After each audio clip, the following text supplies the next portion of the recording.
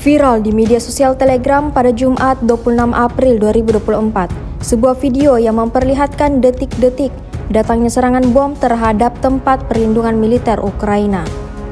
Disebutkan dalam keterangan unggahan, peristiwa ini berlangsung di wilayah Ugledar. Militer Rusia masih terus konsisten dalam menjalankan misinya, menghancurkan semua tempat perlindungan Ukraina yang terdeteksi.